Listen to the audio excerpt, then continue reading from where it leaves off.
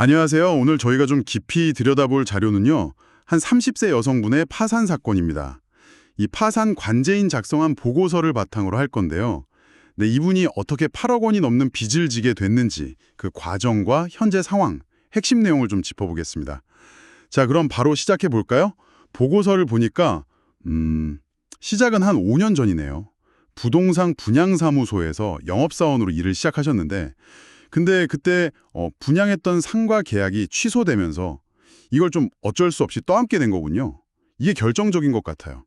네, 맞습니다. 바로 그 지점인데요. 상가를 일단 인수했는데 아시다시피 그때 부동산 경기가 안 좋았잖아요. 그래서 매각이 잘 안 되니까 친구 두 분이랑 같이 그 상가에서 화장품이랑 에스테틱 이런 사업을 시작하신 거죠.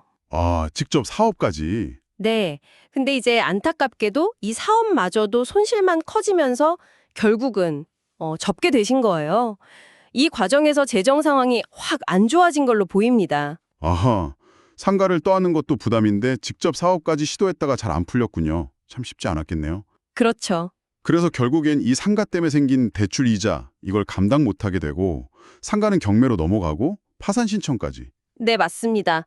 보고사상으로는 2024년 1월에 이제 더 이상 버티기 힘든 이른바 파탄 상태에 이르렀다고 기록되어 있습니다. 그럼 현재 채무 총액이 아까 8억 원 넘는다고 하셨는데 정확히는 얼마인가요? 네, 현재까지 확인된 총 채무액은 약 8억 1천만 원입니다. 채권자는 한 곳으로 나오는데 보고서에는 유동화 전문회사 등 이렇게 기재되어 있어요. 유동화 전문회사요. 약간 생소한데. 대부분은 아마 처음 그 상가담보대출 관련 채무일 겁니다. 8억 1천만 원? 와, 정말 큰 금액인데요. 그럼 지금 이분한테 남은 재산은 어떤 게 있나요? 보고서를 보면요. 현재 재산으로는 일단 국민은행 예금이 한 10만 원. 그리고 이제 문제가 되는 그 상가. 인천 미추홀구에 있는 건데요. 시가는 약 7억 4천만 원 정도로 평가되고 있습니다. 예금 10만 원이면 사실상 건이 없는 거나 마찬가지고.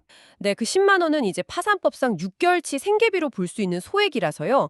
뭐 파산 절차에서 처분 대상, 이건 환가 대상이라고 하는데 거기서는 제외됐습니다. 결국엔 그 상가가 문제네요. 근데 그 상가도 경매에 넘어갔다고 하셨죠? 네, 맞습니다. 바로 그 상가가 핵심이에요. 시가는 7억 4천만 원 정도지만 지금 인천지방원에서 경매가 진행 중이거든요. 사건 번호가 2023 타경 10537이고요. 경매 기일은 2024년 10월 10일로 잡혀 있습니다. 근데 여기서 진짜 중요한 점이 뭐냐면 이 상가에 설정된 담보채권 최고액이라는 게 있어요. 담보채권 최고액이요? 그게 뭔가요? 좀 어렵네요.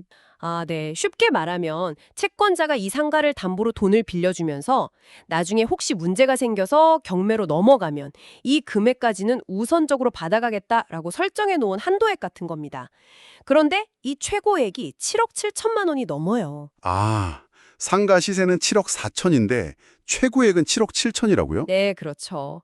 그러니까 이게 뭐를 의미하냐면 경매에서 상가가 설령 7억 4천만 원 시세대로 팔린다고 해도 그 돈만으로는 담보대출금 전부를 갚기 어려울 수 있다는 뜻입니다. 빚이 남는 거죠. 그렇군요. 경매로 탈아도 빚이 더 해결되지 않을 수 있다. 아, 복잡하네요. 그럼 파산 절차는 지금 어떻게 되고 있는 건가요? 그 파산 관제인이라고 있잖아요. 네. 이분이 현재 법원에 속행 신청이라는 걸 해둔 상태입니다. 속행 신청이요? 네, 이건 뭐냐면 일단 경매 결과를 좀 보고 나서 다음 절차를 진행합시다. 이런 의미예요. 왜냐면 경매가 끝나야 실제로 얼마에 팔리는지, 채권자한테 얼마가 더 나가는지 이걸 알아야 하니까. 그래서 잠시 절차를 기다려달라고 요청한 상태인 거죠. 아하. 그럼 당연히 그 빚탕감, 면책이라고 하죠. 그것도 아직 결정이 안 났겠네요. 네, 맞습니다. 면책에 대한 파산 관제인의 의견도 현재는 보류 상태입니다. 일단 경매 결과를 보고 회수되는 금액이 얼마인지, 그래서 최종적으로 남는 빚이 얼마인지 이런 걸 다 종합적으로 보고 나서 최종 의견을 낼 겁니다. 그렇군요. 그럼 이분은 지금 어떻게 생활하고 계신가요? 보고서 내용을 보면요. 현재 62세이신 어머님과 같이 살고 계세요. 어머님은 홈플러스 직원이라고 나오고요.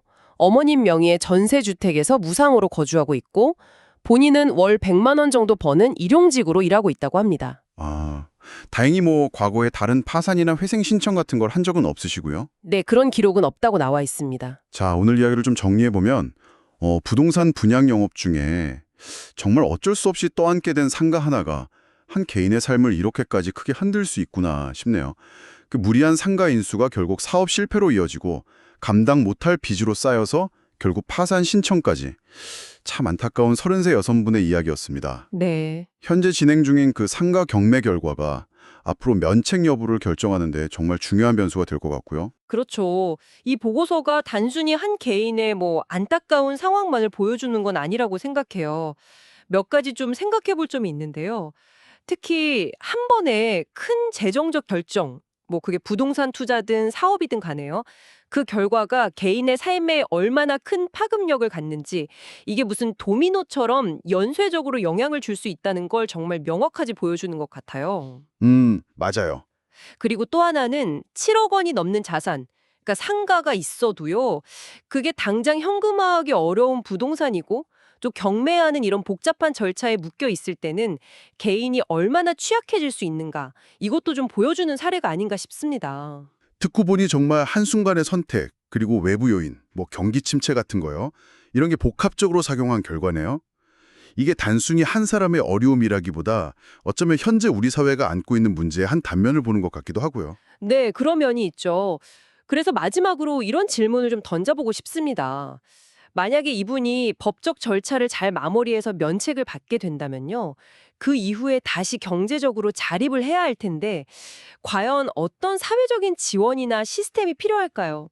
보고서에는 담기지 않은 이 사람의 그 다음, 앞으로의 삶에 대해서도 한 번쯤 생각해 볼 필요가 있지 않을까, 그런 생각이 듭니다.